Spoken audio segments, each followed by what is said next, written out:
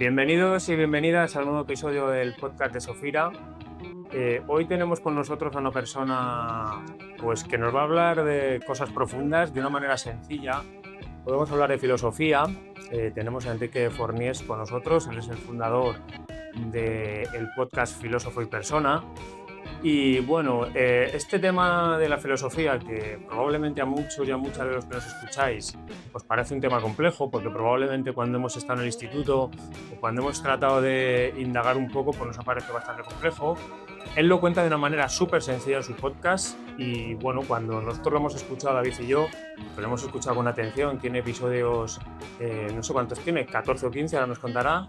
Pero bueno, nos ha parecido una manera muy sencilla de entenderlo porque no habla de la filosofía desde el concepto, que también habla de la filosofía desde la persona que es detrás del concepto. Y esto nos pareció una manera muy guay de hablar de filosofía y por eso pues contactamos con él para poder hablar un poquito. Hoy vamos a hablar, vamos a poner el foco en 4 filósofos porque nos daría para un día entero o 2, 3. Y bueno, vamos a intentar sacar aprendizajes y sobre todo aplicabilidad al mundo del trabajo, que es lo que nos mueve a Sofira, pero probablemente vamos a ver que también hay muchas cosas que aplican a la vida. Entonces, bueno, Enrique, muchas gracias por estar aquí con nosotros. ¿Qué tal? Muchas gracias a vosotros, sobre todo por invitarme, ¿no? Y que oye, se agradece que siempre haya un espacio para la filosofía, es una cosa como tan diferente, a lo mejor en un principio, como puede ser más cosa de gestión de proyectos, y parece como que no caben, ¿no? Las unidades y que muchas veces parece no, pero oye, se tocan en muchas aspectos. Y nada, muchas gracias a vosotros. Y nada, pues encantado de estar aquí.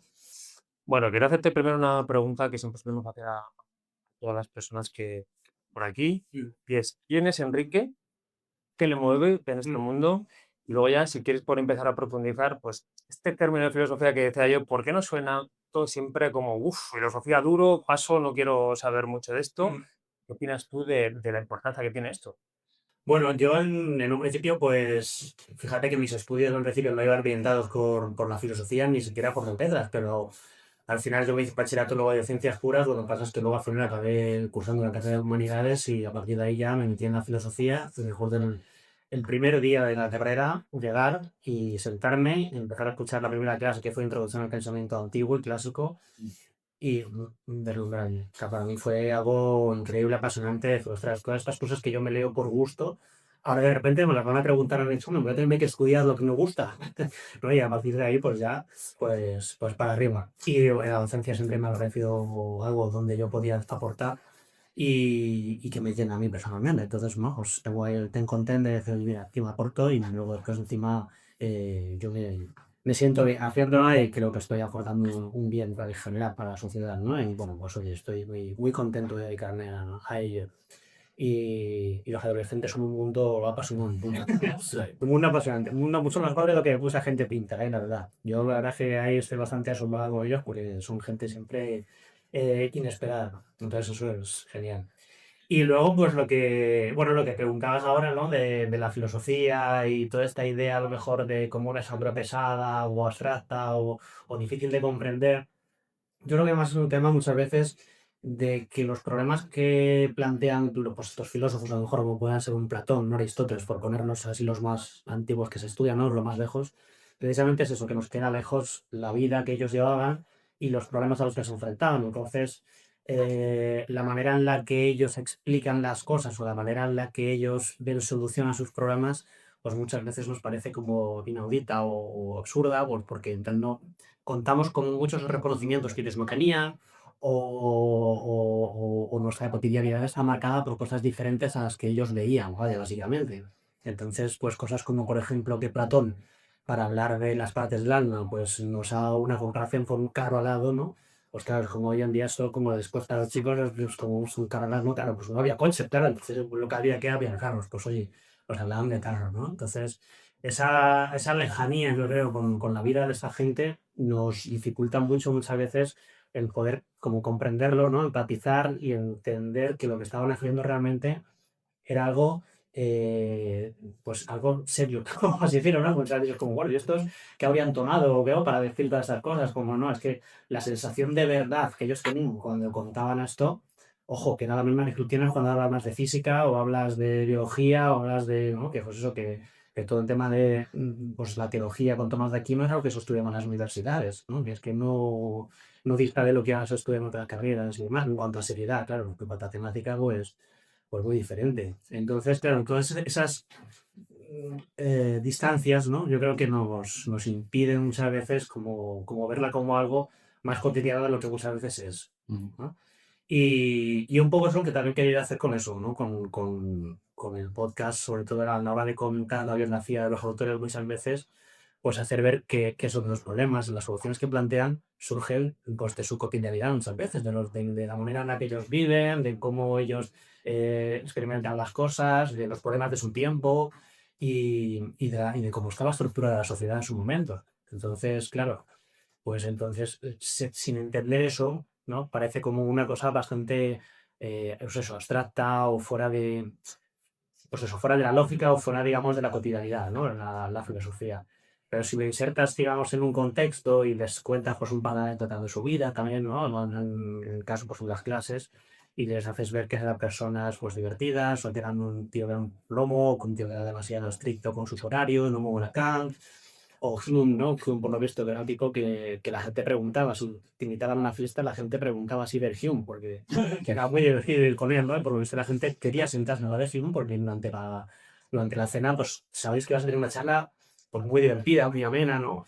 Y entonces ese tipo de cosas pues hacen que humanices, ¿no? Al filósofo y ostras, pues existe realmente a un tío cualquiera, pues un tío estudioso, muy tal, muy, como, oye, muy centrado en sus temas, pero no deja de ser una persona que puede le pasa esto a la calle un día cualquiera. De hecho, si es que si ves que al final, aunque los vemos como personas muy sabias, Sí. al final cometían los mismos errores que cualquier persona normal de la calle por lo que dices, ¿no? Y por lo que has estudiado y les has estudiado, sobre todo lo que decía Antonio, ¿no? Que la cotidianidad en la que está, en su día a día, al final son los mismos errores, por mucho que tuvieran ese conocimiento.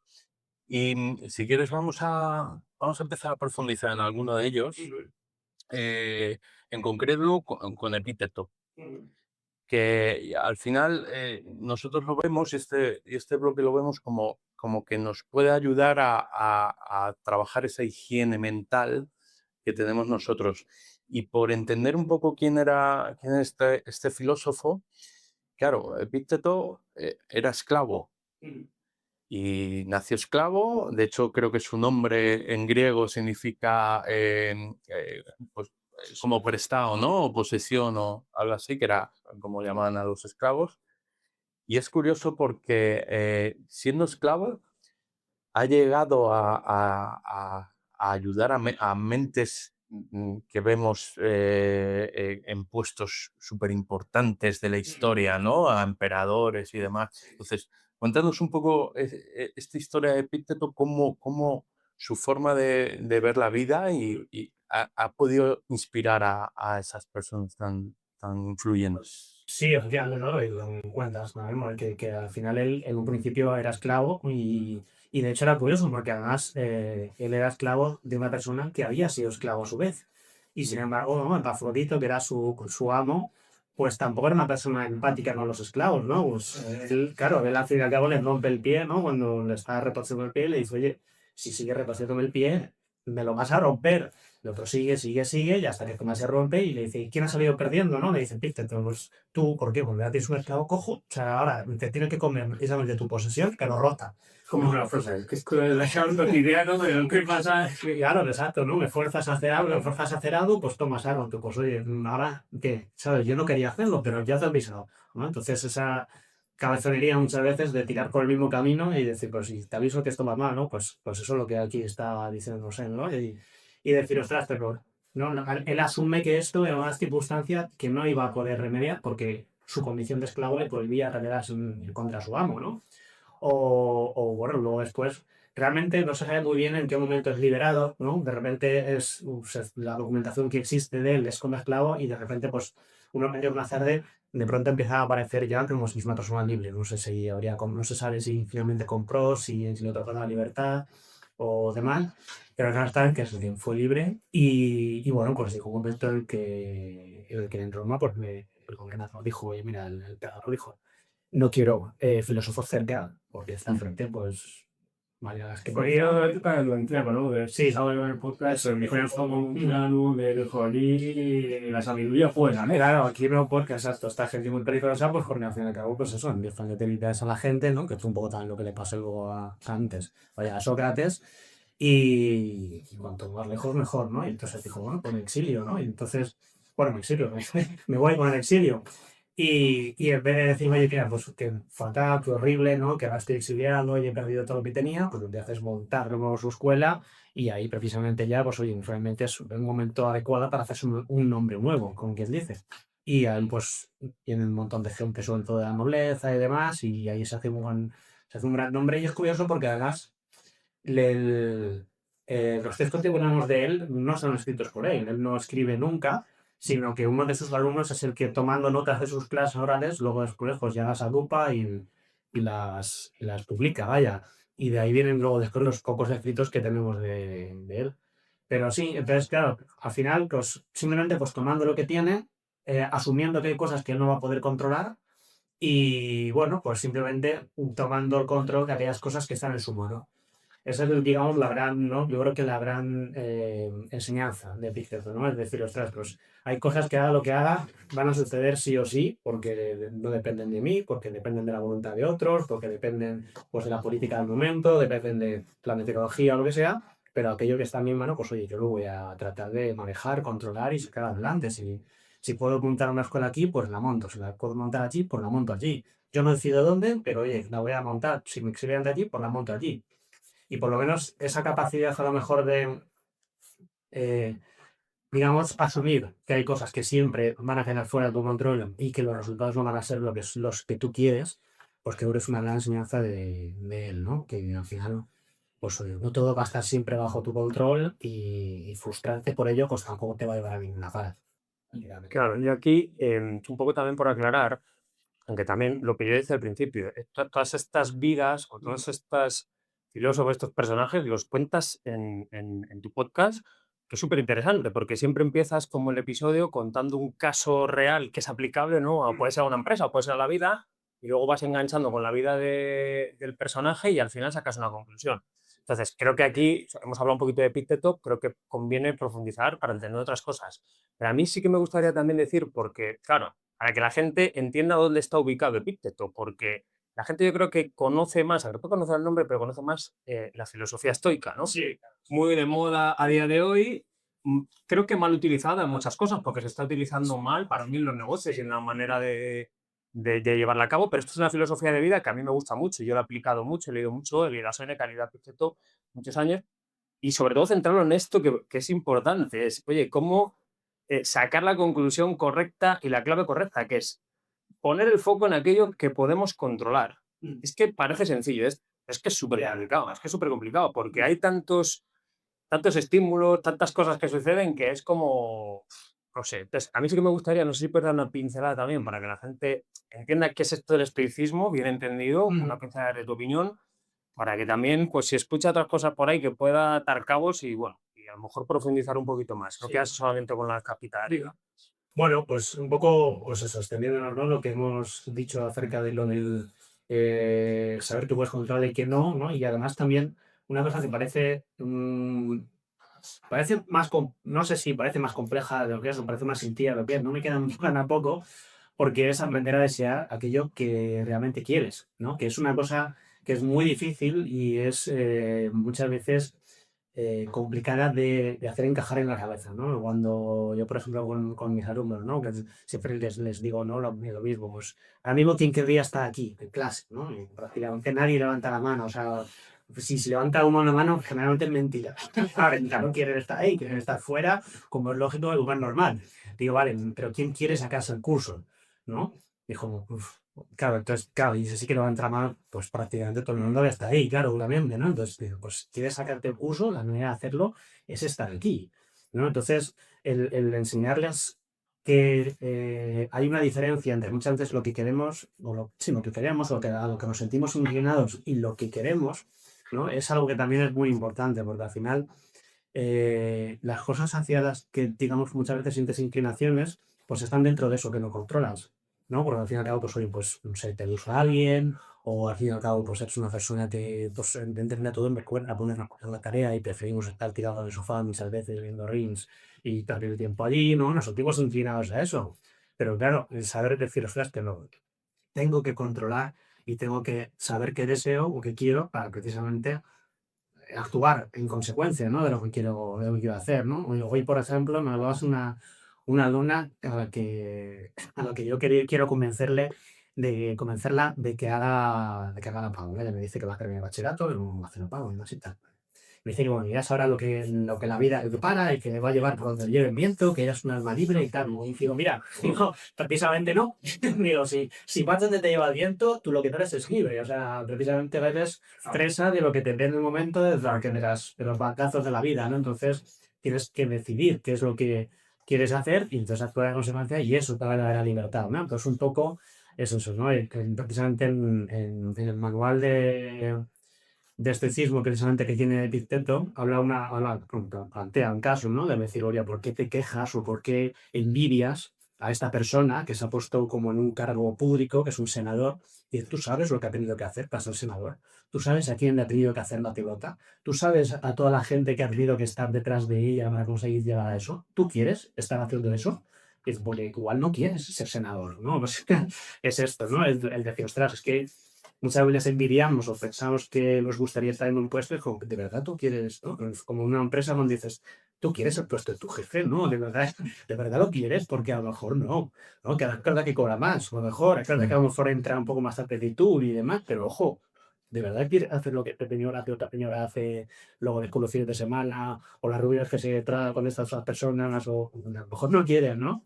Y eso es importante, ¿no? También el saber que tu deseo, por así decirlo, tienes que educarlo, tienes que controlarlo para saber lo que realmente quieres, sin necesidad de anular, o sea, no es una cuestión de anulación, no es una cuestión de decir lo racional por encima de lo emocional, ¿no? Pero sí que intentar tener claro cuáles son tus deseos, tus metas, tus objetivos y no dejar de hacer cosas por esas inclinaciones naturales, muchas veces, oye, que todos tenemos y que tampoco son malas, sino simplemente, José, hay que saber cómo manejarlos, cómo lidiar con ellas. Qué importante es esto que comentas y que nos ayuda a entender el estoicismo, eh, porque muchas veces el no tener un propósito o dejarte llevar por la corriente, ¿no? Eh, muchas veces no te lleva a lo que tú buscas, ¿no? Porque realmente no te estás haciendo las preguntas correctas para saber por dónde puedo tirar o no. Y esto toca de lleno con la frustración. Es decir, no solo a esas personas que no tienen muy claro ese propósito y que no saben, sino incluso a los que tienen claro un propósito y no lo consiguen. Ujú.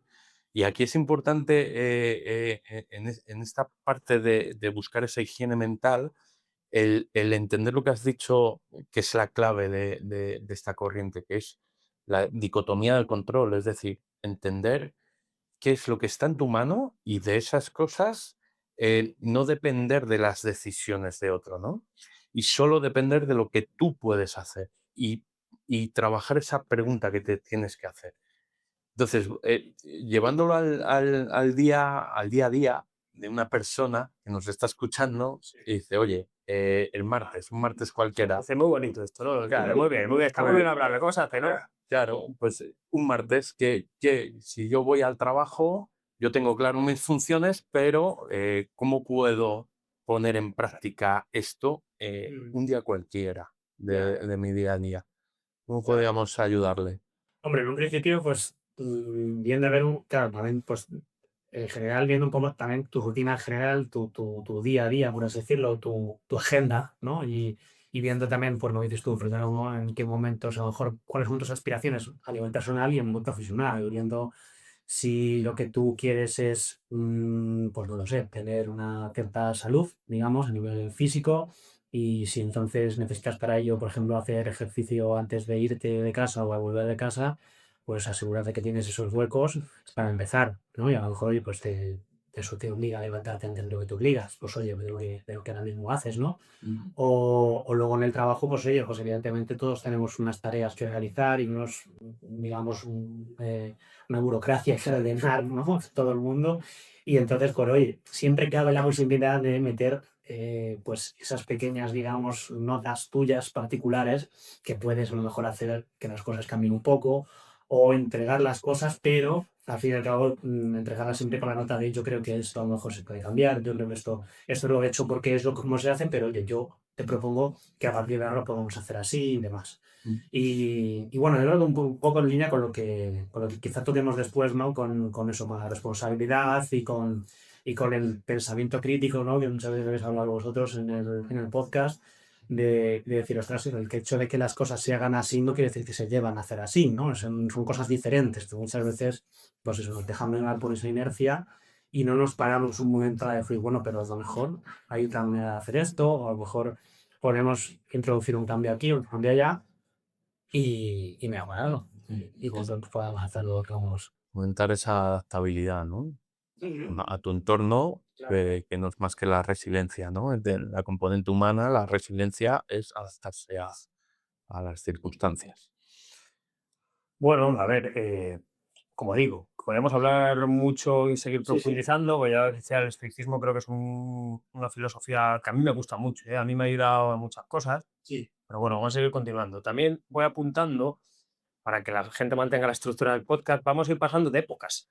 Epicteto está englobado en el siglo I, Sí. ¿vale? Con el emperador Domiciano y en las circunstancias que eso tocaba. Ahora nos vamos a cambiar y nos vamos a venir al siglo XV o siglo XVI y vamos a hablar de Francis Bacon. Este es un filósofo para mí muy revolucionario, ¿no? Porque digamos como que removió todo y todo lo que se venía hablando de la filosofía de, bueno, de los conceptos abstractos, de las grandes cosas y tal, y dijo, bueno, a ver, esto igual hay que bajar la tierra, ¿no? Estamos aquí queriendo hablar de verdades y queriendo hablar de grandes cosas, pero igual hay que introducir los hechos, ¿no? Y digamos que es como la primera persona, un poco también escuchando tu podcast o el episodio este, que habla de esta parte de los hechos, incluso se le puede ver como el primero o el innovador, ¿no? Del método científico. Algunos lo tratan así. Entonces, ¿quién era este personaje y por qué era tan importante? Bueno, o sea, este señor básicamente al final lo que hace es darle un giro precisamente a la manera de pensar acerca de la realidad.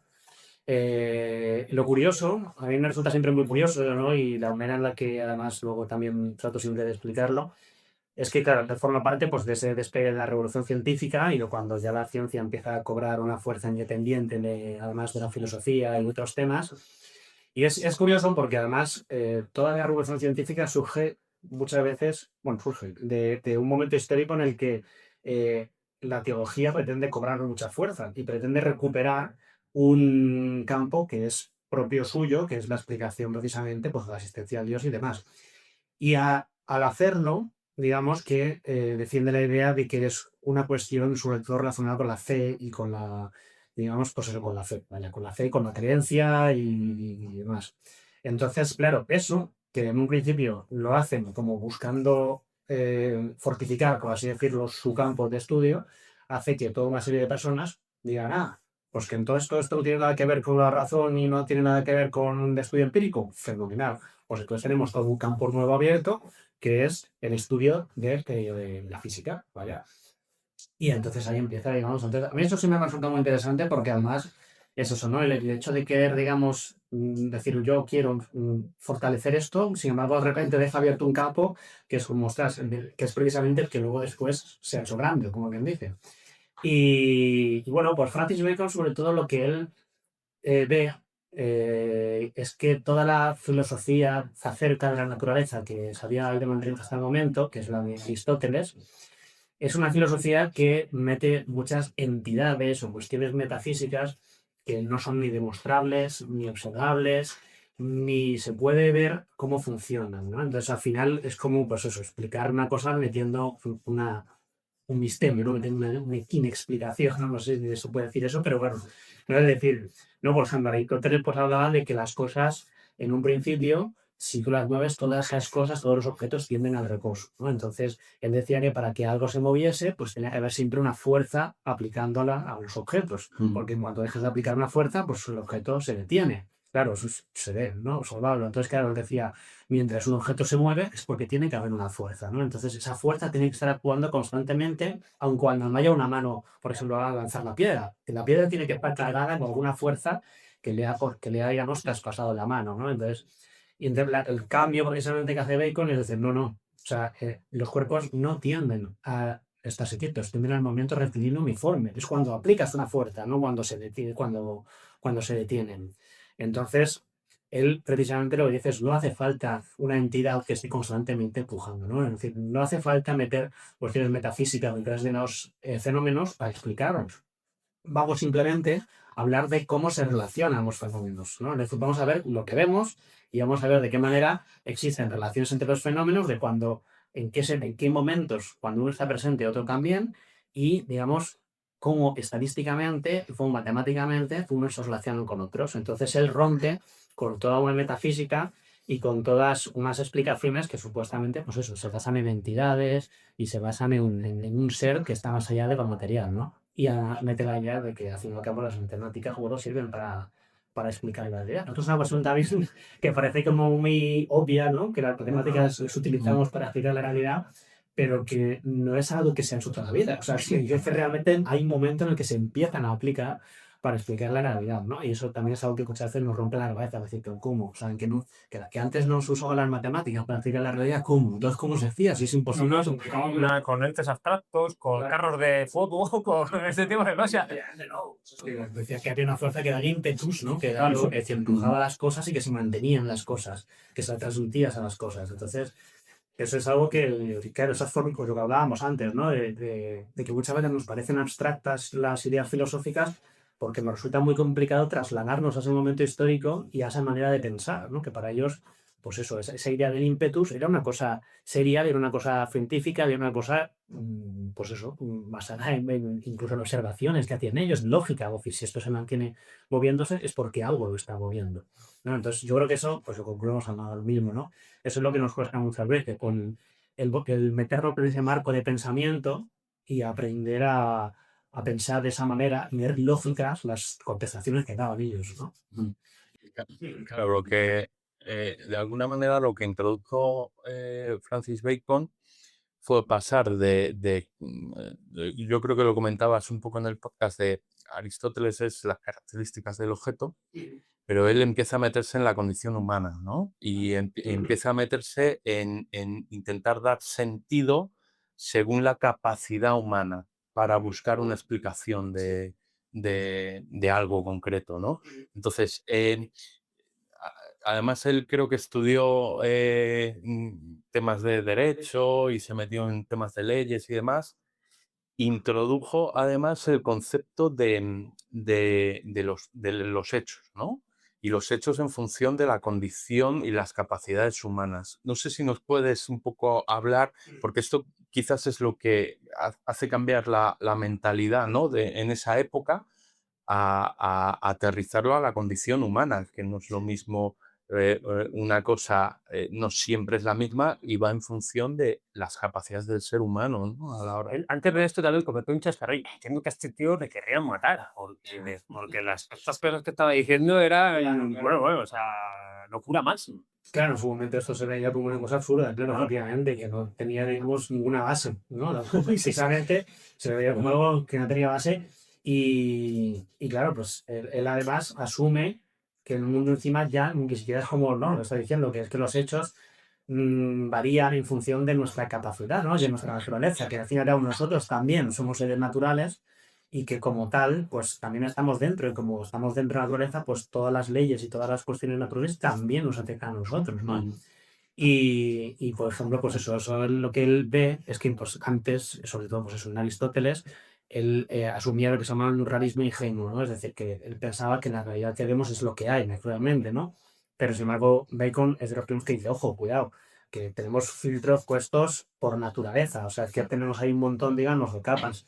Los sesgos, ¿no? Que a este les llamaba ídolos. Ahora, por ejemplo, por eso, pues me parece muy interesante. Eso es, sí, lo que hoy en día se llaman sesgos cognitivos, pues que en un principio pues serán los ídolos, ¿no? De la taberna, los ídolos de la tribu, los ídolos, ¿vale? Que son, pues eso, son todas aquellas, digamos, que ni siquiera son ideas. Es que eso, a mí me resulta muy interesante por eso, porque muchas veces no son ideas, sino que son más bien como eso, como filtros por los que pasan la información y pues eso, dependiendo de lo fino que es el filtro, pues aquí se pierde aquí, esto se pierde allí, o esto tarda allí. Siempre se hace así, ¿no? Es un poco Claro. esa frase típica que decimos, ¿no?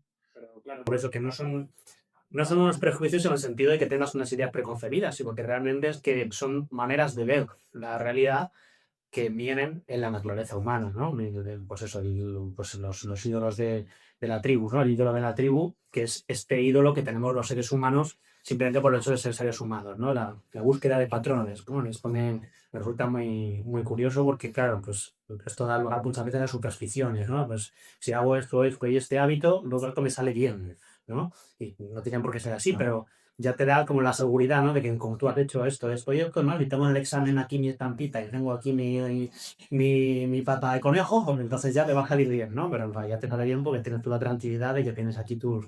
Pero bueno, vemos esos patrones o cuando, no sé, eso, cuando mis alumnos intentan adivinar las preguntas sobre el examen, porque si en el parcial cayó esto y en el anterior cayó eso quiere decir que esto va a caer aquí, ¿no? Entonces, pues yo les digo, y si no me acuerdo de lo que puse en los otros exámenes, o sea, no hay un patrón, ¿no? Pero tendemos a eso, a comprobar que efectivamente tendemos a creer que podemos explicar las cosas mediante patrones y que que el mundo, eso es una cosa que es muy curioso, porque tendemos a pensar que el mundo funciona con regularidades. Es algo que viene ya como de serie, ¿no? Que pensamos que si las cosas han sido así, pues serán así. Y no tiene por qué, ¿no? Y bueno, Eso, o sea, sí, si lo piensas previamente es todo lo contrario. O sea, hemos estado hablando otra vez que al final las cosas se cambian, ¿no? Si no quiere y los acontecimientos al final es adaptarte y cambiar. claro, sí. Por eso, entonces muchas veces nos falla esa predicción porque pensamos que hay patrones donde no los hay o asumimos, ¿no? Hay una novela muy divertida de Terry Pratchett que precisamente va de eso, ¿no? Es un ratón y unos... o sea, es una banda de ratones con un gato que planean pues, una especie como de estafa, ¿no? Y igual, intentando como imitar las formas del flautista de Hamelin y demás y bla. ¿Qué pasa? Pues que todo les sale muy mal porque evidentemente en la realidad no es como los cuentos, ¿no? Y luego un momento en el que dicen eso, dicen, es que, claro, es que la vida, el mundo no tiene trama. En el fondo suceden cosas, ¿sabes? Y entonces, claro, es como, ostras, que es que verdad. O sea, otra cosa luego ya la trama que tú le das a tu vida, ¿no? A las circunstancias, pero el mundo no tiene trama, no tiene una historia, no tiene un relato que contarte, ¿no? Y esto de los ídolos, por entrar un poquito más en detalle, porque has comentado el ídolo de la tribu, ¿no? Luego tendríamos el de la caverna, ¿no? Este de la caverna que son como creencias. Estos son los individuales, estos son yo creo más los sesgos, ¿no? Claro, Son los sesgos cognitivos que tenemos cada uno a nivel individual, que ahora pues hay 180, pero que en su momento pues no estarían identificados y tal. Y este hombre empezó a hablar de esto. claro. A mí me parece muy relevante por una cosa, porque es que también puso en tela de juicio toda la investigación y toda la ciencia que existía hasta el momento. Y decía, si esa ciencia está basada en cosas que han diseñado los seres humanos, hay que ponerla en tela de juicio. Sí, Por sí. todo esto, ¿no? Claro. Porque si lo que está diciendo los seres humanos está basado en todos estos ídolos, cuidado, ¿no? Claro, eso es el cojo del tema, que hacer una revisión. Claro, hay que hacer una revisión. Sí, claro, una revisión, o sea, no. Claro, y además todo esto lo intenta por lo menos decir de la manera más objetiva posible o diciendo, ojo, que tampoco estoy diciendo, o sea, estoy diciendo que esto es lo que hay. Quiere decir que es que estos ídolos están ahí y los vamos a sufrir porque están en la naturaleza humana. Entonces hay que fomentar la conciencia de que están ahí y para poder hacer la mayor limpia posible, ¿no? Y sí, pues eso, los ídolos de la tribu, o sea, claro, los ídolos de la caverna al final son esos ídolos cosas que tú tienes por tu educación o por tus experiencias personales y demás. Pues, por ejemplo, en el caso de Aristóteles, ¿no? Aristóteles tenía una cosa muy clara, ¿no? Que yo, por ejemplo, a mí me gusta mucho la ética de Aristóteles, pero su política pues me resulta un poco, bueno, ¿no? Le patina ahí unas cosas pues porque es un firme defensor de la esclavitud. Dice, ¿por qué? Pues porque él considera que claro, que hay personas que por naturaleza son esclavas, o sea, que es que han nacido de esta manera, con esta condición, por determinadas circunstancias en su alma y por, digamos, la estructura ideal de la sociedad. Claro. Y después, a ver, ¿quién es Aristóteles? Pues Aristóteles es un señor que era hijo de una persona que era médico de la corte de Macedonia y que pues en su casa evidentemente estaba acostumbrado pues, a una serie de circunstancias que él cuando nació se encontró y que entre ellas pues estaba la esclavitud. Entonces para él era una cuestión natural el hecho de llegar allí y pues trataría con sus esclavos desde niño pequeño y para él no habría ningún conflicto moral, por así decirlo, en tratar a una persona que es un esclavo pues como un esclavo. De hecho, más que nada también porque los propios esclavos formaban parte de la sociedad como tal. O sea, que no nadie ponía en tela de juicio, oye, estos están esclavizados. No, no, es que están ahí y forman parte de su su función. Sí, claro, sí, sí. Mía, pero al fin y al cabo soy había una clase social que no trabajaba, entonces alguien tenía que hacer lentejas en el cabo, ¿no? Pues oye, los esclavos, al fin y al cabo. Y nada, pues esto se consideraba como esto de la estructura social, es que no hay problema con esto, ¿no? Pero claro, es normal que entre sus ídolos encontrásemos eso, la esclavitud como algo, pues oye, que no hay, que ni siquiera hay conflicto con ello, ni siquiera hay problema con ello, o ni siquiera hay algo que pensar acerca de ello, porque es como si viéramos, ¿no? Pues como si de repente dices tú, ¿cómo es posible que una vaca no ladre, ¿no? Pues porque no ladra, porque la naturaleza de la vaca indica que no ladra y ya está. Para él, una persona esclava es una persona, pues claro, es esclava. O sea, ¿cómo no vas a ir, no? Entonces, bueno, ese tipo de cosas.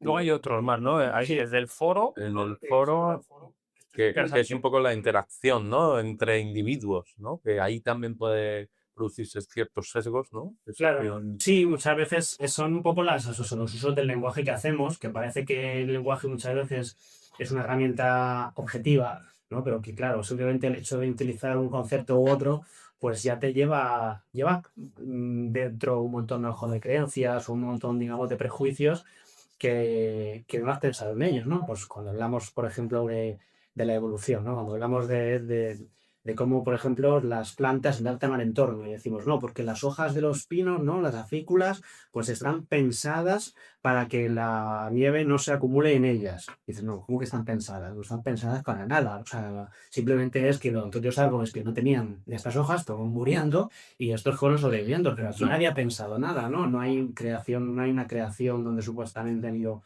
generando nuevos, probando diseños nuevos y quitando los viejos para ver cuál funcionaba mejor, ¿no? No ha sido un test A/B y visto luego después cómo íbamos consiguiendo mejorar la especie, sino simplemente, bueno, pues oye, no sucedían las cosas, pero nadie ha pensado nada, ¿no? Claro, es en función de la perspectiva de la otra persona, tú tienes unas creencias y cuando interactúas con otra persona, eh, mm, te da un punto de vista diferente sobre la misma cosa que dices, pero ¿cómo yo no he podido pensar? Entonces, esa interacción entre las personas es cuando te empiezas a dar cuenta también, ¿no? De esos sesgos Pero bueno, pero esos también yo creo puntos que por la utilización del lenguaje, ¿no? O sea, el ser estricto en su utilización y nombrar las cosas por su nombre, ¿no? Sí. No poner aquí, que esto nosotros lo hablamos mucho, esto pasa mucho en el mundo empresarial a la hora, porque al final nosotros tenemos incluso un episodio en el que hablamos de reuniones. En una empresa todo se articula por la conversación que sucede en las reuniones, o si no es por correo, tal, porque la toma de decisiones son las personas. Entonces, fíjate lo importante que es el lenguaje ahí y cómo se manipula y cómo se utiliza dependiendo de qué situación. Entonces, ahí nosotros hablamos mucho de una parte del pensamiento crítico, nosotros hablamos mucho del lenguaje, de, oye, hay que utilizar los conceptos que todo el mundo pueda entender y que sean los conceptos que tienen que ser. No utilices un concepto que no es ahí. Y eso puede formar parte de esto, seguramente. Oye, aquí hay algunas cosas que no funcionan bien, ¿no? Claro, sí. Es importante sobre todo eso, hacer una aclaración acerca de qué conceptos se van a tratar, cómo se van a tratar y que todo el mundo esté de acuerdo a que se llaman a las mismas cosas de la misma manera. Que parece que es una cosa obvia, pero sí, porque a veces no, sí, ¿no? Claro, pues. y además en el día a día de hoy, trayéndolo también un poco ese pensamiento, claro, estamos rodeados también de muchos eslogans, de fake news, y todo englobado dentro de un marco que se establece. Por ejemplo, en las empresas pues también se establece una cultura, una forma de trabajar, una forma... Entonces, claro, aquí como nos ayuda también Francis Bacon a limpiar esa mente cuando nos metemos dentro de una cultura. Claro, y luego, claro, son quienes que no se nos vuelve para hablar del último, ¿no? Del abrir del teatro, ya efectivamente, ¿no? Porque esos son símbolos de la teoría que ir flotando por el aire o las cosas que más o menos fue entendido a medias, o bueno, pues esas concepciones preconcebidas, esos prejuicios que muchas veces tenemos y pues simplemente que las pensamos porque simplemente hay un criterio de autoridad, ¿no? Alguien pues te lo ha dicho primero, te lo ha dicho tu padre, o te lo ha dicho tu jefe, o te lo ha dicho pues una persona en la que confías mucho y ya crees en ello, ¿no? Y eso es muy difícil de romper porque, claro, tienes que tener una visión efectivamente, lo que decías, ¿no? Tienes que tener una visión externa muchas veces para darte cuenta de que a lo mejor esto que tú sostienes no está tan, digamos, justificado como tú piensas, ¿no? Fíjate, pues no hace no tanto, hasta el siglo XIX, que estaba la frenología. La frenología era una ciencia que te decía por la forma de tu cráneo y supuestamente cuál era tu carácter, bueno, la forma de tu cuerpo en general. Entonces, el hecho de que supuestamente podrían predecir tu nivel de inteligencia o incluso tu predisposición a cometer un asesinato, predisposición a la violencia por la forma de tu cráneo, ¿no? Era una cosa que realmente, oye, pues había investigación científica, hoy en día es una pseudociencia, yo creo que vamos, no creo que nadie ya hoy en día prácticamente nadie se atreva a defenderla en público, pero claro, en su momento pues tenía seriedad y claro, deshacerse de todo ese paradigma científico, pues cuesta. Incluso muchas veces, claro, pues por ejemplo, no sé, todo el tema de las vacunas, ¿no? Que hoy en día es una cosa también muy en boga, pues el tema de que están relacionadas con autismo, ¿no? Hace ya mucho tiempo que se desveló que realmente el estudio que se hizo para probar eso estaba más que manipulado porque el momento en el que la edad a la que esa persona hizo el estudio con las personas vacunadas, que se vaya que también se hacen las pruebas de autismo. Entonces, claro, lo que sucedía simplemente es que efectivamente la primera vez que se había puesto la vacuna, podían tener autismo, sí, pero no existía, digamos, una causalidad, existía una correlación porque el estudio se hacía justo en el momento en que se vacunaba y en el momento en que también se detecta esto, ¿no? Y esto ya se sabe hace muchísimo tiempo. Ese artículo fue retirado, esa persona, digamos, se la fue sancionada. Y si no, todavía la gente sigue manteniendo la inercia de ese marco científico o un científico y asumiéndolo como algo válido, ¿no? Entonces es como, ostras, qué difícil es, incluso habiéndolo ya desmentido, ¿no? Que es, pues eso nos pasa muchas veces con todos los prejuicios y con todas las cosas. Por inercia es Bueno, te da miedo, oye, que corre como la pólvora, por eso, o sea, el tema este de los bulos es corre como la pólvora un bulo que puede parecer que dices, Dios mío, pero eso queda ahí. Claro, sí, sí, ya está. Y a ver, tú ahora desmontalo. O sea, después de desmontar un bulo o cualquier cosa, pues esto, yo entiendo que va por ahí el tema, ¿no? Sí, claro. Efectivamente, una vez que ya estás en boca de todos, es muy difícil convencer a la gente. Incluso eso, o sea, lo curioso es que muchas veces, incluso estando convencidos o habiéndolo visto que es falso, aún así, digamos que sigues manteniendo. Entonces, esto es bastante curioso, ¿no? Y a nivel, pues eso, a nivel empresarial, pues la verdad que yo, en mi experiencia sí que tuve alguna trabajando en empresas, cuesta, ¿no? Cuando a lo mejor alguien dice, no, pues pues lo típico, que implementas una nueva herramienta que supuestamente va a hacer las cosas más rápidas o qué tal, y luego a los 3 meses miras a ver quién la usa, y no la usa nadie. ¿Por qué? Pues porque como la gente está acostumbrada a tener su Excel, donde meten todas RUN y luego ya tienen su tabla dinámica, lo sacan y lo chutan, pues entonces esa herramienta se empieza sin usar.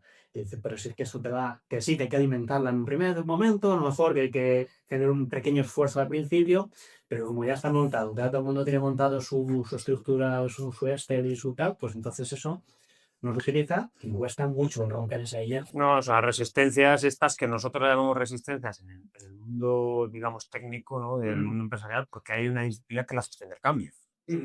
Esta parte que Francis Bacon llamaba hilos, a día de hoy tiene otros nombres, que son las resistencias, los sesgos, tal, que se ven representados, con el que al final no dejan de ser, o sacan una conclusión y cerrar aquí con este crack. Bueno, pues Francis Bacon me parece un crack revolucionario máximo. Es todas estas cosas que nos impiden pensar bien, ¿no? Que tenemos ahí como bloqueos que vienen de serie, que no se pueden cambiar porque son así, todo esto están cuando se habla de los sesgos, pero que hay que prestarles atención. Sí, ¿no? Como mínimo hacer un esfuerzo para prestar atención, para poder tomar mejores decisiones, para poder plantear cosas nuevas y para que no quede, como esto es hecho así, pues seguimos haciéndolo, ¿no? Entonces, bueno, prestar atención a estos ídolos, sesgos y cosas que tenemos. Hacernos preguntas, ¿no? Continuamente a estos Sí. Vamos ahora con preguntas. Es importante eso, ser conscientes de que nosotros no somos especiales, o sea, que nosotros también nos hacemos daño. Que esto es una cosa que muchas veces, pues, a mí me impacta, por ejemplo, en la asignatura de psicología y cuando les cuento casos o cosas, siempre dicen, no, yo no caería en eso, ¿no? Tuve algunas cosas, pero luego al final cae. O sea, yo recuerdo hace un año que me tuve que comprar un coche de segunda mano y justo me lo compré Y luego, a la semana siguiente, escuché un estudio en la radio que decían que una de las cosas que manipulaban los fabricantes de coches era pues, el ruido de las puertas al cerrar, para que no sonase a chapa, sino que sonase pues, contundente, ¿no? Que sonase como si fuese el sonido de aquello. Y efectivamente, yo recuerdo perfectamente, cuando fui a comprar el coche, que cerrando la puerta para ver cómo sonaba. O sea, y no haberlo pensado nunca, ni nadie me había enseñado el decir, oye, mira, tienes que hacer esto porque el coche así se ve lo robusto que es. No, yo lo hice, tenía que decir, o sea, que sí que tengo que asumir que es que, pues oye, que somos personas, somos humanos, que al final estos estudios, estas cosas que se saben hacer de la naturaleza humana, también nos afectan a nosotros, ¿no? Y que son, pues, esos mecanismos inconscientes que Que hay que emocionar. que hay pues que más, igual alguien te dice revísalo, pues oye, revísalo. Decía yo que iba a preguntar a David, porque vamos a ir a hablar ahora de Sócrates. Y este sí que es un tipo, ahora nos movemos de Sirio, nos vamos para atrás, al siglo V, ¿no? Antes de Cristo. Bueno, Sócrates básicamente Sofira, que es nuestra empresa, y pues prácticamente casi todo lo que nosotros planteamos, porque nosotros planteamos parar para poder pensar, para hacer preguntas y tomar mejores decisiones, casi diría que está muy basado en Sócrates. O sea, sí, o sea, nosotros tampoco es que lo hayamos estudiado de manera muy exhaustiva, pero al final nuestra manera de entender el mundo de los negocios y la manera de entender el cambio va por la reflexión y el pensar y el intentar buscar la verdad constantemente, ¿no? Entonces, pues aquí está técnica analítica socrática y tal y demás.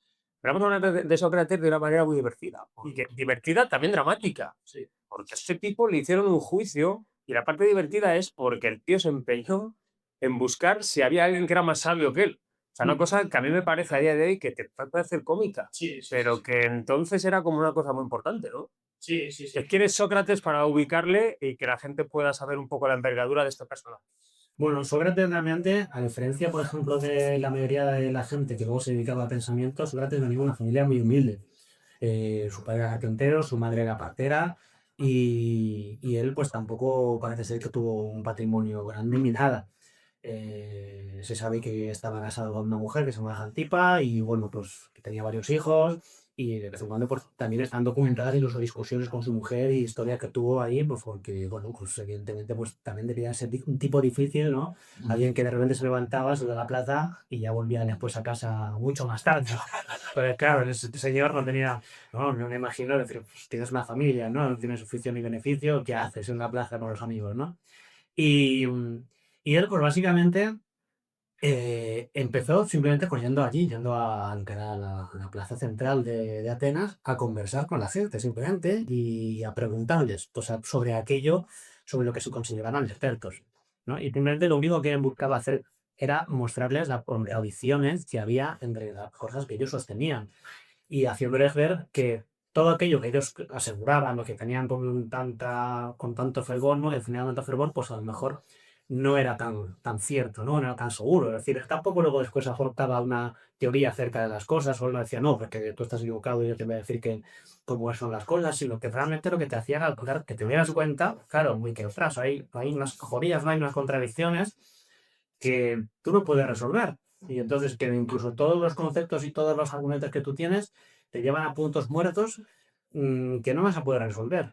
O que por lo menos no son tan ciertos como tú pensabas, ¿no? Entonces, tampoco es una cuestión de decirte, oye, pues mira, es que no cabe nada, que de pronto, o es que no, simplemente es una cuestión de que sé consciente de que las cosas no son tan sencillas como te piensas que son, ¿no? Que no te puedes dar puerta a las cosas así tan tajantemente, ¿no?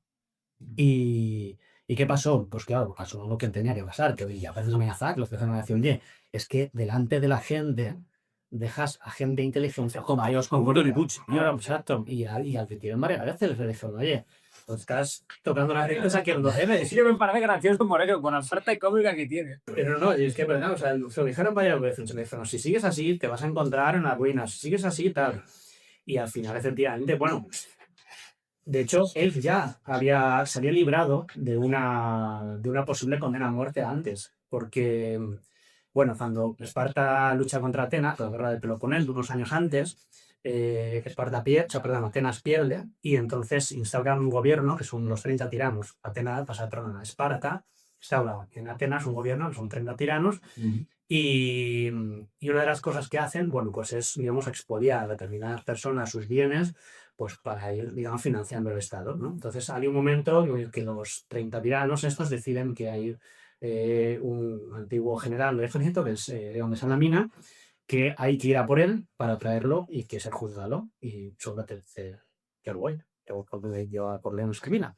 ¿Y qué hicieron la gente? Pues que ellos se fueron a por León de Salamina y entonces Sócrates se le quedaron los bolsillos y se fue a su casa. Dijo, yo no voy a ir a... ¿Qué tengo yo contra este hombre? ¿No? Y las calculaciones que se están haciendo además son injustas, no tiene ningún sentido. Yo se fue a su casa. Y tuvo la suerte de que ese gobierno cayó antes de que se le juzgaran, pero si no, hubiera supuesto sentencia de muerte seguro, vamos, sin ningún lugar, sin ningún lugar a dudas. Entonces, bueno, ya sabía arribar una vez.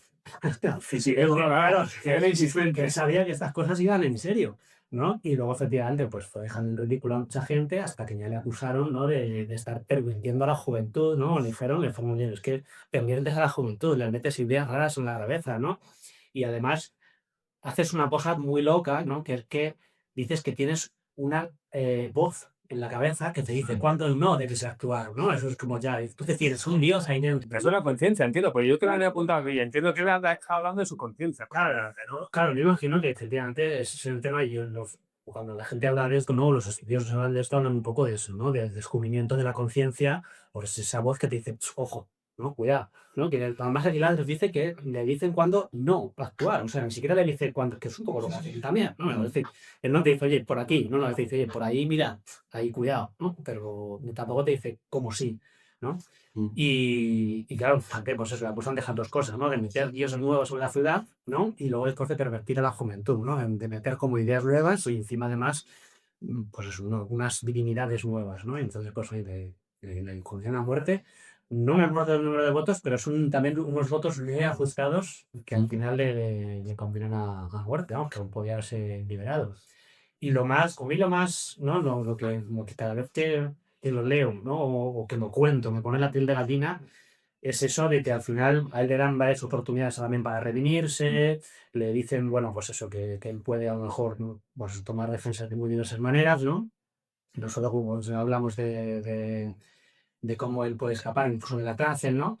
Pero lo curioso es eso, que al final él asume su condena a muerte y a mí esa frase que me pone los pelos de punta, ¿no? Que es como, pues eso, ahora yo me retiro, yo a morir, vosotros a vivir, y quién se lleva la peor parte, ¿no? Claro, eso es, y claro, es como, ostras, pues claro, eso es como para decir, vaya, o sea, tiene razón, ¿no? Es decir, o sea, Claro, o sea, y tú piénsalo bien, la frase, es que a ver quién está bastante mejor. claro, no, vosotros os quedáis, a ver quién se va a la peor parte ahora, ¿no? Entonces eso es bastante duro de asumir, ¿no? Cuando, bueno, pues eso, cuando rompes con algo, cuando te vas de un trabajo, cuando cambias tu ambiente social muchas veces, ¿no? Que es como, ostras, pues en un principio lo que yo pensaba que a lo mejor eh, era bueno, pero a lo mejor, y a lo mejor esto que viene ahora va a ser mejor, ¿no? O los que te dicen, cuando vas a salir perdiendo con este cambio, o vas a, fíjate aquí lo que tenemos y te vas a ir para allá. No, joder. Bueno, pues yo me voy. A ver quién al final con el tiempo, ¿no? Se queda mejor o se queda peor. Eso no lo sabemos, ¿no? Sí, es un poco lo que comentábamos de Epicteto, ¿no? De cuando le retorcía el pie, si es que el que vas a salir perdiendo eres tú, no yo. Yo voy a tener la lesión, pero tú vas a tener Pero yo entiendo que Sócrates lo decía desde el punto de vista, una vez más, desde la pregunta de decir, oye, a ver, es que estamos dando por hecho cosas que no sabemos, ¿no? Era insaciable en el sentido de, oye, voy a hacer una pregunta más o intentar entender, profundizar un poco más, porque él venía a decir, es que realmente no sabemos nada. O sea, nos creemos más de lo que somos, pero no tenemos ni idea. Incluso estamos diciendo que la muerte es el final sin saberlo. ¿Alguien ha venido o alguien sabes? Sí, sabemos lo que hay detrás de esto. Era en ese sentido, yo creo, más de profundizar y decir, oye, bueno, yo me voy a ir ahí sabiendo que es una cosa mala a priori porque me despoja de la vida, pero ¿qué? O sea, yo creo que va un poco por ahí, ¿no? Por eso yo decía al principio esta parte de Sócrates de hasta en estos momentos como el buscar la profundidad, el buscar la pregunta y decir, bueno, no sabemos muy bien. Entonces, a mí por eso me parece, sí me gustaría quizá hablar un poquito más de este juicio desde el punto de vista de cómo se mantuvo el tío coherente, ¿no? Y con esa ética, porque creo que o sea, para mí es un ejemplo como de liderazgo bestial, ¿no? Podemos ver una persona que creo que hay mucho aprendizaje también, porque para mí es como una coherencia muy radical. la incertidumbre, ¿no? Sí, sí, yo creo que sobre todo eso. Claro, ahí pretendía mantener eso muy coherente pues a ese ideal al que, bueno, al que supuestamente, ¿no? Bueno, y este Delfos, que se me olvida la máquina, el oráculo de Delfos, o sea, se me ha llegado para el cual Delfos le había, ¿no? Le había encomendado como misión casi, ¿no? Es decir, cuando su amigo, ¿no? Hay un amigo suyo que va a ir a la cueva de Delfos a preguntar a quién le habla saber y dice, pues Sócrates, sin duda, ¿no? Y dice Sócrates, yo, por favor, ¿no? Entonces, intenta encontrar a alguien, ¿no? Que desmienta el oráculo porque dices, es que no puede ser, o sea, si yo no precisamente soy esa persona que no sabe nada, ¿no? Y que es consciente de su ignorancia. Y él, claro, él en todo momento pretende mantenerse, pues eso, efectivamente, coherente con esa idea de que él no tiene un conocimiento seguro acerca de las cosas y que lo quiere buscar y que además él tiene la seguridad y la certeza, lo dice en varios, eso sí que es verdad, que tiene una certeza y lo dice de verdad en varias partes de los diálogos, que luego después que de Platón, que, que él hace un bien a la sociedad, porque él lo que hace... De hecho, quería un premio, ¿no? Sí, sí, claro, sí, es cuando, claro, cuando le juzgan, le dicen, oye, ¿cuál consideras tú que debe ser tu pena? Dice, mi pena, mi pena es que me mantenga eso el pritameo, ¿no? Que era donde se mantenía, digamos, pues a los legisladores y a los gobernantes de la ciudad a costa de los impuestos de la gente, ¿no? Y dice, porque yo lo que hago es un bien a la sociedad, ¿no? Y además mientras que vosotros les dais, pues eso, por ejemplo, héroes atléticos y demás, ¿no? Mediante los deportes que hacen que la gente se crea feliz, yo les hago felices, ¿no? Es decir, es que yo hago un servicio social, es decir, que deberíais de mantenerme, no solamente es que no deberíais de castigarme, sino de superviarme, mantenerme y demás. Y ya se consideraba un buen ciudadano, ¿no? Y él estaba muy, digamos, él era un fiel a Atenas, él consideraba que Atenas era su ciudad y que precisamente se debía a la ciudad. Entonces, claro, para él la acusación de estar pervirtiendo la juventud y de meternos los dioses en la ciudad, que pues era una condena a muerte, es una, claro, es completamente una cuestión que él, incoherente, que no le cabe en la cabeza porque él se considera un buen ciudadano. Y por eso él decide obedecer las leyes que se ponen en la ciudad, ¿no? Es decir, al final de algo, pues lo que comentábamos antes, ¿no? Él llega un momento en el que le abren la puerta a la posibilidad de huir de la cárcel donde está hasta que se cumpla la condena a muerte. Pero bueno, eso es una historia que vivo él, desde que se le condena hasta que se le ejecuta. Bueno, pues a él pasa una serie de cosas también, por una serie de circunstancias sociales y políticas que se tira un buen rato en la cárcel, un buen tiempo en la cárcel y sus amigos van a visitarlo allí, que pues lo que decíamos antes, ¿no? Pues gente que se iban allí a estar con él, a lo mejor para la cárcel. Claro, es todo un contexto claro, muy diferente de, claro, imagínate, levantarte por la mañana y tu día es irte a hablar con tu amigo que está en la cárcel y pasarte allí charlando, ¿no? Pues es que es un contexto social muy diferente al actual. Y llega un momento en que el dinero, porque están sobornados, tenemos una vaca, está todo preparado, y él dice, pero ¿cómo me voy a ir? O sea, ¿cómo me voy a ir si precisamente en la ciudad a la que yo me debo me está diciendo que me condena a muerte? Y yo precisamente quiero desmentir todas las cuestiones que se están haciendo contra mí. Si yo quiero desmentirlas, tengo que obedecer las leyes nacionales. Claro, justamente, claro, justo. Entonces esa coherencia que decías, ¿no? De decir, si yo quiero llevar unos valores en mi vida, pues debo de ir con ellos hasta el final, ¿no? Y al final, pues oye, no se sabe qué ocurrirá, ¿no? Ahora. Y todo esto, todas estas ideas, la coherencia que proyectaba Sócrates, ¿cómo lo traemos a nuestro día a día? Es decir, al final nosotros en el día a día en las empresas, pues tenemos que tomar decisiones y decisiones que sabemos que choca, ¿no? Contra que voy a tomar esta decisión y esa noche seguro que no voy a dormir porque está chocando con mi coherencia. Entonces, para mí la coherencia me parece de las cosas más complicadas que hay, ¿no? Mantener una coherencia entre lo que sientes, lo que piensas, lo que dices y lo que haces, ¿no? Esa coherencia entre esas cuatro cosas creo que es lo más difícil que hay. Pero claro, en el día a día nos encontramos, pues, por ejemplo, en las empresas, pues tomar decisiones de, oye, pues con este cliente sí o con este cliente no, porque es un cliente más tóxico o que no nos está llevando a buen puerto, nos puede perjudicar, incluso despedir una persona, ¿no? Para mí despedir a alguien en una compañía es de las decisiones más importantes que se tienen que tomar. que a día de hoy se toman demasiado a la ligera, enseguida vamos directamente a contrastar con un Excel y dices que el número no me está dando, ¿no? Pero estás atacado. Entonces, ¿cómo podemos de alguna manera esta filosofía que nos enseñaba Sócrates, cómo lo podemos traer a nuestras decisiones en el ámbito laboral o incluso personal, si dejo una relación o no? ¿Cómo podemos traerla con algún ejemplo? Claro, yo creo que eso, por ejemplo, es pues algo que pues ya te hablábamos antes, ¿no? Que al fin y al cabo tendemos muchas veces a pensar que el mal con el que nos lo vemos es el mejor posible, ¿no? O que es el que va a la estabilidad simplemente porque ha durado mucho o porque es el que se ha mantenido. Tenemos mucho miedo, debido a la ignorancia, precisamente, a cambiar el marco, ¿no?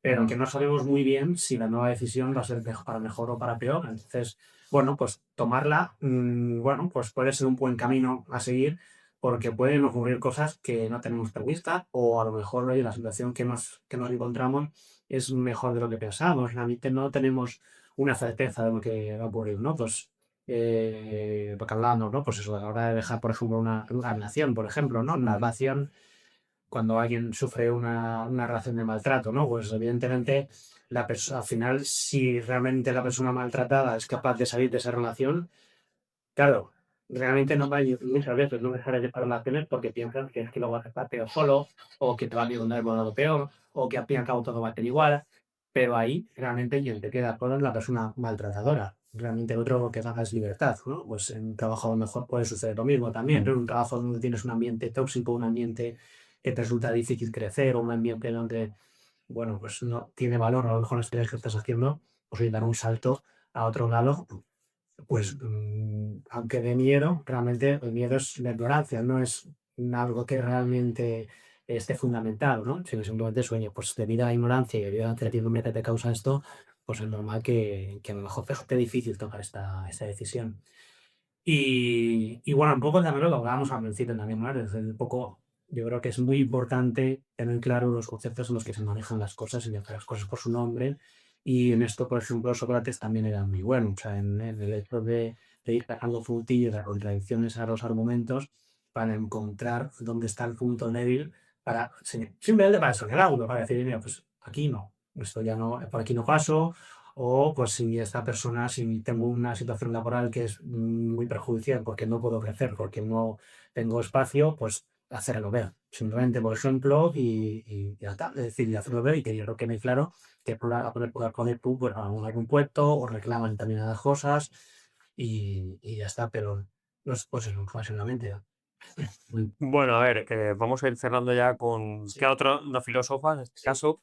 Pero bueno, yo fue meter otro chascarrillo que me gusta, porque es que lo de Sócrates de verdad que a mí me parece muy cómico. Sé que todo el mundo decía que era no feo, feísimo. Feísimo. Y entonces, claro, como era feísimo, ya no era una persona válida, ¿no? Esto era así. Sí, bueno, parece ser, claro, efectivamente.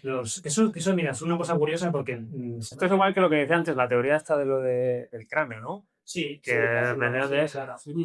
Claro, sí, eso es curioso porque la mayoría, bueno, todos los gustos que tenemos de estos que cuando vemos los filósofos griegos antiguos y demás, ninguno de ellos es de la época, son todos inventados, entre comillas, son a partir de algún testimonio, alguna cosa que lo dejan reconstruido. Y de hecho, a mí me llama una cosa que me gusta mucho contar, porque rompe un poco la estética, ¿no? de estas cosas, y la parte de la de los otros es Aristóteles, por ejemplo, ¿no? Que siempre se le pone con ese aspecto, ¿no? Pues Solecio y demás, pues entonces parece ser que era un tipo pues, que le gustaba pues, llevar sus togas con muchos colores brillantes, sus anillos, su pelo bien aceitado, él tenía, por parte ser que era un poco con las piernas arqueadillas, bajito, es decir, que no pega para nada con esa imagen a lo mejor de una persona como suya, ¿no? Pues eso, el cuadro de la escuela de Atenas, que está ahí Aristóteles mirando para abajo, ¿no? Y Platón, que parecen como prácticamente estatuas vivientes, ¿no? Y bueno, pues estos eran individuos que, bueno, pues eran personitas, como cualquiera, ¿no? Y efectivamente, esto es algo que también, mira, y eso va todo en relación también incluso con, lo que es, con los ídolos, ¿no? Que es lo que hemos hablado de con los sesgos, que eso está claro, y eso está demostrado en estudios psicológicos muy extensos acerca de eso, que a las personas guapas se les da mayor credibilidad y la gente tiende a hacerles favores con una mayor, digamos, facilidad que a la gente que no lo ves. O sea, es que eso es, vamos, y que eso y que se les apoya más. Entonces, claro, a Sócrates una de las cosas que le pasaba por lo visto es que se le consideraba que no podía decir cosas inteligentes porque era feo. Porque como era feo, tenía una linchata y tenía como, parece ser como un paladar así muy abovedado, decía, ¿no? Pues que era una persona que no podía ser inteligente, ¿no? Entonces, bueno, eso es... Bueno, es que está ya de paso. Por eso también lo quiero sacar, porque creo que, aunque no lo parezca o aunque no queramos reconocerlo, esto sigue pasando. Sí, sigue pasando bueno, siempre que pensamos, ¿no? En la típica figura de un directivo, una directiva, Hay que ser guapo, o el corte, bien peinado. mira lo que te imaginas, una persona pues trajeada, y eso dices tú, ¿no? Con un porte alto, no sé qué. Pero eso no nos pasa, lo tenemos en la imaginación todavía, ¿no? Eso es que sigue aún sigue inercia todavía. Bueno, como decía, vamos a hablar ya ir terminando, que es el cuarto, y ahora sí que nos venimos incluso más para acá. Venimos del siglo V antes de Cristo y venimos al siglo XX. Vamos a hablar de Hannah Arendt, una filósofa política, ¿no? También ella se consideraba política. Pero para mí este es un caso, cuando lo cuentas en el podcast, yo no lo conozco, o sea, sí que había escuchado alguna cosa de ella, alguna frase, algún tal, pero yo no conocía un poco lo que le había sucedido, cómo había sido su vida y cómo había visto cosas que yo creo que son tabú. O sea, incluso eso todavía se puede ser, y es como, tú hablas como de que ella miró el mal, ¿no? Vio el mal o vio personas haciendo el mal sin saberlo, ¿no? Y aquí un poco por ubicarnos, ella nació, bueno, se desarrolló, creció pues ya con el nazismo incipiente en Alemania, estudió con filósofos que luego cambiaron también un poco su manera de pensar, la influyeron mal, y ella vio cómo se desarrolló todo el nazismo y cómo pues surgieron cosas que también son muy parecidas, un poco fueron similares a lo que está empezando a suceder a día de hoy con la ultraderecha por aquí, mensajes, soflamas. Bueno, ella hablaba mucho de eso y hablaba mucho de un término que es la responsabilidad individual dentro de la comunidad, ¿no? Pero bueno, quiero que nos cuentes un poco de ella, porque esta es una mujer súper interesante y el tema este que tratas me parece tremendo. Sí, sí, Hannah Arendt, efectivamente, ella misma, ¿no? Decía en las entrevistas que no se consideraba una filósofa, pero yo creo que el concepto este que ella acuña, ¿no? Que es este de la banalidad del mal, ¿no? Es un concepto filosófico profundo, ¿no? Y que tiene una importancia y un calado bastante importante, precisamente por eso, por las repercusiones que tiene, digamos, en nuestra manera cotidiana de actuar y que no le damos muchas veces la importancia que debería tener, ¿no?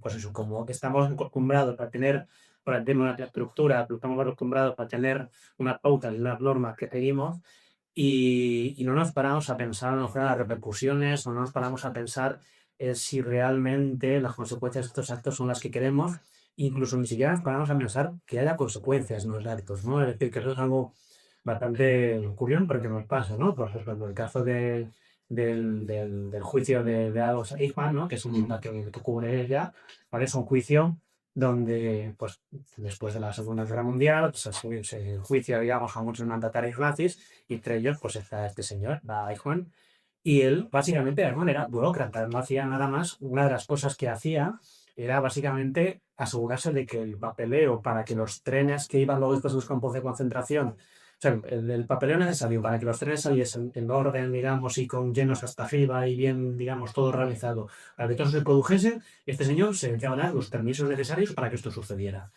¿Qué ocurre? Pues claro, cuando a él le juzgan, él dice, pero si yo lo único que estaba haciendo era, digamos, hacer bien mi trabajo, y mi trabajo era claro, exacto, debe decir, si es que no hay, yo no entiendo cuál es la razón por la cual a mí se me juzga si yo únicamente estaba siendo un buen alemán de ese momento, y un buen alemán de ese momento era aquel que trabajaba para el Estado. Entonces, no es justo este juicio, yo que siquiera reconozco la autoridad de este tribunal, ¿no? Entonces, claro, Harry dice, ostras, pues es que claro, que aquí hay algo muy profundo, porque había ahí una persona que realmente ni siquiera se ha parado a pensar en todas las consecuencias reales de esto, ¿no? Y más miles, millones de muertes que puede haber simplemente de su firma, y que luego este señor se iba a su casa y tenía su familia y vivía tranquilo, por así decirlo. O sea, realmente no tenía luego después, pues, supuestamente, no tenía después lo que se come, ¿no? De meterse en la cama y decir, "Ostras, vaya, estoy haciendo una cosa que está teniendo unas repercusiones malas o negativas en una sociedad o en una comunidad". No, este señor simplemente tenía un trabajo que hacer, una burocracia que hacer llenar, y tiraba con ella. Y entonces yo creo que eso nos pasa mucho, o sea, nos pasa mucho, porque al final, pues tiramos, vamos con la inercia, ¿no? Y desde situaciones en las que, pues eso, para que todo funcione bien, no nos metemos, ¿no? Decimos, bueno, pues no me voy a meter en esto, no quiero pisar este charco, no quiero pues vamos porque esto funciona bien, esto tira. Al final, hay una frase, ¿no? Que es como esto de, esto al final aquí no ocurre nada, ¿no? Siempre al final luego se salva todo y que eso al final, quieras que no, pero se va fangando, parece que pero se va fangando, ¿no? Y sucede mucho, pues eso, pues en una empresa o incluso en un instituto, ¿no? En un caso que a lo mejor por determinados procesos no son los adecuados, pero bueno, como tiran, pues tampoco te metes, ¿no? Pero llega un momento en el que a lo mejor eso se rompe o realmente acabas perjudicando a determinadas personas o objetos, ¿no? Y eso es... Te intentas adaptar al sistema, ¿no? Al sistema que está, te intentas adaptar y sin pararte a pensar en esas consecuencias mayores, ¿no? Al final es un pensamiento que tienes que dices, bueno, mis actos es imposible, no te paras a pensar, es imposible que vaya a hacer daño a alguien porque están embebidos dentro, encapsulados dentro de un bien mayor, ¿no? Entonces, eso es lo complicado y lo difícil que nos encontramos en el día a día en las empresas. Pero al final hay que tener claro una cosa, Adolf Eichmann fue juzgado Sí, y fue sí, fue con una... pena y todo. O sea, Sí. que por mucho que esa persona pudiera decir que él no sabía lo que estaba haciendo, Sí, claro. al final fue juzgado, ¿no? Y es importante pensar eso en No, bueno, el día a día. luego por el término que yo decía al principio. Pues, al final nosotros, y yo creo que el episodio tú lo enfocas en el término de la responsabilidad, ¿no? Que tenemos cada uno como individuo dentro de una sociedad. Sí, claro. Porque nosotros, o sea, como seres humanos necesitamos vivir en comunidad. Eso es así, necesitamos la comunidad, necesitamos ser aceptados, hay muchas cosas ahí. Pero coño, como individuos tenemos una responsabilidad de poder hacer esa convivencia. Y es que parece que, o sea, yo veo un mundo muy individualista. No sé si tú tienes la misma opinión. Cada vez vamos a más individualismo. Las redes sociales, el tema tecnológico, todo digital está llevándonos a esto. Habla de un problema de soledad, por una parte, pero bueno, no vamos a hablar de eso, pero que es como que vamos a un mundo muy individualista y al final nos olvidamos de que nosotros tenemos responsabilidad con las cosas. Para mí, por eso me parecía muy relevante hablar de esto, porque creo que todo el mundo deberíamos pararnos y hacer una reflexión como mínimo de ojo. ¿Qué está haciendo yo, no? O qué parte de responsabilidad, o qué puedo hacer yo para cada uno lo que considere. Pero como mínimo parar ahí, ¿no? Sí, mira, justo en el último capítulo que he subido pues nada, hace como una semana o así. Pondremos el link del podcast ahí en el YouTube para que la gente lo pueda escuchar y demás. Porque creo que haces insisto, que te mola un huevo el podcast. Vale. Claro, sí, vale, genial, pues gracias. Sí, sí, yo el último capítulo se habló de una filósofa viva actual, que es Marina Garcés, y que habla precisamente de cómo, pues eso, de cómo nos estamos individualizando y cómo estamos cada vez más estupidizados. Es decir, cómo somos cada vez más estúpidos, pero con la cantidad de información que hay actualmente, ¿no? Y nuestra incapacidad para juzgar, para someter, digamos, a un filtro adecuado toda la información que tenemos y cómo eso nos hace sentirnos impotentes para llevar a cabo cualquier acción. O sea, que al final, yo quiero cambiar la sociedad, claro, pero para cambiar la sociedad, ¿qué hay que hacer? ¿No? Y pues, es que es tan inmenso el mundo, ¿no? Que es imposible, ¿no? Por eso, estás en una empresa. Yo quiero cambiar cómo se maneja la cultura de la empresa, cómo se manejan estos sistemas o estos equipos. Ah, pero es que todavía cambiar aquí, yo, ¿cómo lo voy a hacer yo, no? Y ahí dice eso, que entonces lo que estamos haciendo al final es resignarnos y estamos pasando de pensar cómo queremos hacer las cosas a intentar predecir cómo serán las cosas. Entonces, estamos dejando de decidir cómo queremos vivir para adaptarnos, tratar de adaptarnos a lo que va a suceder, porque así se predicen las cosas, ¿no? Es decir, en vez de construir nosotros, lo que hacemos es me adapto a lo que va a suceder, ¿no? Entonces, delegamos, ¿no? La inteligencia delegada, que llama ella, ¿no? Es decir, delegamos nuestra inteligencia pues, a una IA, ¿no? A un dispositivo que maneja pues, una serie de datos que yo no soy capaz porque no me da la cabeza para manejar esta serie de datos, para que prediga lo que va a suceder y entonces adaptarme. En vez de decir, ostras, pues yo quiero ir por aquí. No, voy a adaptarme porque es que lo que va a suceder es esto, ¿no? Entonces, esa pérdida, digamos, de responsabilidad es muy seria, porque al final lo que dice ella es que eso va llevando a un empobrecimiento de la vida paulatino, ¿no? Poco a poco simplemente vamos, pues eso, siendo cada vez personas más solitarias, nos vemos cada vez más oprimidos por una situación laboral, nos vemos cada vez por el tema de vivienda, todo, todo. O sea, realmente al final lo único que hago es adaptarme al desastre cada vez más y no solucionar nada, ¿no? Y bueno, pues eso, que al final necesitamos tener esa conciencia de que entre todos, ¿no? Y habla de un concepto que a mí me parece muy importante, ¿no? Y es el de la promesa, ¿no? Es decir, una cosa es lo que se predice, ¿no? Que eso es una cuestión de, bueno, pues esto es lo que supuestamente va a suceder y eso es una cuestión de hechos, de acontecimientos naturales que quedan fuera de nuestro alcance, ¿no? Lo que un poco hablábamos también con Epicteto.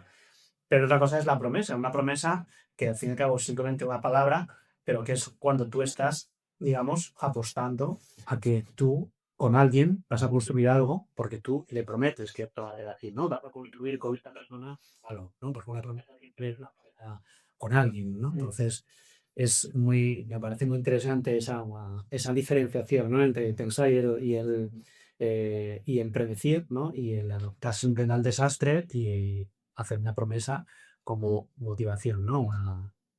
Al futuro. Pues vaya viaje que Bueno, estamos teniendo contigo, Enrique. Vamos, yo me voy a poner este casi me lo voy a escuchar varias veces porque voy a sacar muchas ideas y mucha zona de ver. Fíjate que yo, para resumir, antes de que hagas tú quizás la última pregunta, ¿cómo veo yo este viaje que hemos hecho? Pues yo siempre lo intento traer a las circunstancias que estamos trabajando ahora, ¿no? Y nosotros en Sofira, pues fíjate, hace poco hicimos un episodio en donde hablábamos de las diferentes fases por las que pasa una persona cuando tiene que gestionar un proyecto, ¿no? Desde la parte más junior, el responsable del proyecto, a la dirección y ese legado, ¿no? Que deja un buen líder. Y fíjate, yo voy a intentar hacer ese pequeño símil con este viaje que hemos hecho. Epicteto nos habla un poco de la frustración, que puede ser cosas que un junior o una persona que acaba de entrar que va con toda la ilusión y va con unas ideas, pues puede pasar. Pues oye, vamos a reflexionar qué decía Epicteto para ver cómo puedo trabajar esa frustración, ¿no? La dicotomía del control ahí, ¿no? La dicotomía. Céntrate en lo que puedes controlar. Claro. Luego, el siguiente que nos hemos ido hasta Francis Bacon, pues quizás Francis Bacon nos habla de, oye, cuidado con tus sesgos, cuidado con esos ídolos que tienes, que van muy acorde con cuando das el paso a tomar la responsabilidad a un jefe de equipo, un jefe de proyecto, ¿no? Aquí tienes que hacerte tus preguntas a tus sesgos y entender y visualizar a tu equipo o a tu cliente y entender sus sesgos y hacer preguntas, ¿no? Y quizás ahí Francis Bacon nos pueda ayudar también en este paso. Y luego con Sócrates, pues nos hemos ido a esa valentía, ¿no? De intentar tener la integridad y la coherencia, ¿no? Que es el siguiente paso cuando tienes que tomar decisiones más estratégicas, ¿no? Y que de alguna manera nos tienen que ayudar esas decisiones a estar tú tranquilo por las noches, que cuando te acuestes por las noches puedas tener la conciencia tranquila de que la coherencia está en tu toma de decisiones. Y por último, Hannah Arendt, que para mí es el legado. Lo que buscamos como un buen líder, ese legado que quiere dejar ese líder. Ojo, que tienes que entender y hacer entender a la gente que aunque haya un bien mayor, pero que cómo está impactando a las personas, incluso a tomar decisiones importantes, ¿no? Y eso es lo que deja un buen líder, ese legado. Entonces, a mí me parece brutal este viaje que hemos hecho. Así que, como volviendo al principio, la filosofía es el pago, ¿no? Sí, sí, sí. Eso al final, luego, de vez en cuando hay una cosa que yo hago un poco por provocar en clase, ¿no? Que es decirles pues eso, que realmente si hay alguna asignatura útil que va a tener en su vida es filosofía, ¿no? Porque pues, es que al final, ya lo digo un poco por provocar, ¿no? Por meterme con ellos a veces, cuando estoy sobre todo en los bachilleratos de ciencia y demás, decirles, pero integrales, derivadas, ¿cuánto han de hacer? Pero problemas existenciales, ¿cuánto vais a tener? Pero si es que todos los días os vais a levantar, pero dejo problemas existenciales. Si es que vais a utilizar la filosofía que las matemáticas. evidentemente. pero si lo piensas, sí, pero claro, que al final, ¿no? Que tenemos esa idea de que la utilidad es solo utilidad profesional, ¿no? Utilidad productiva, ¿no? Pero que al final, oye, hay muchos, digamos, aspectos de la utilidad, ¿no? Es un abanico muy amplio de la utilidad. No, claro, yo ahí por eso digo que creo que sí que va a ser, o sea, de hecho nosotros, Sofía, nace un poco también con este ímpetu de decir, oye, que se está viniendo las máquinas, lo automático, quizá las cosas técnicas, aunque nos cueste y vamos a dejar de pensar y tal, las cosas técnicas se van a delegar en máquinas. Entonces, ¿qué nos queda como humanos? Nada más que pensar, resolver los grandes problemas existenciales, el ver cómo podemos ser mejores personas, ¿no? Siempre pensando en positivo, claro, pero que la filosofía, joder, ayuda mucho a esto y por eso yo creo que también está habiendo un auge muy importante ahora de muchos filósofos como tú, que salís a divulgar y que esto al final no son palabrerías, no son conceptos abstractos, que esto viene de muchos siglos, de mucha gente pensando. Por eso el recorrido también de, oye, que esto no es de Platón y Aristóteles hace miles de años, no, también, pero que hay filósofos en todas las épocas, ha habido gente que ha pensado, ha habido gente que ha planteado cosas y los avances vienen de esto, no vienen de otra cosa. Entonces, bueno, yo me sumo a David, agradecerte mucho el tiempo, que expliquen las cosas de esta manera tan sencilla, porque creo que ayuda también y une, ¿no? A que la gente se quiera sumar a esto. Como te decía, pondremos el episodio, o sea, el link al podcast en nuestros comentarios y demás para que la gente pueda acceder. Lo recomendamos y nada, muchas gracias por el tiempo. Y nada, bueno, pues nosotros seguiremos divulgando, como veis, a veces de temas un poco más profundos como hoy. Creo que son muy necesarios para comprender el mundo en el que nos movemos, hacia dónde vamos, también aplicabilidad en las empresas. Y a veces hablamos de lo técnico, de las metodologías o de los roles, pero hoy ha tocado hablar de filosofía y creo que seguiremos hablando probablemente mucho más. Así que espero que os guste el episodio y bueno, si queréis conocer a Enrique, pues os dejaremos los datos y le podéis seguir y es un podcast que es muy bueno. Nos vemos en la siguiente. Chao. Chao.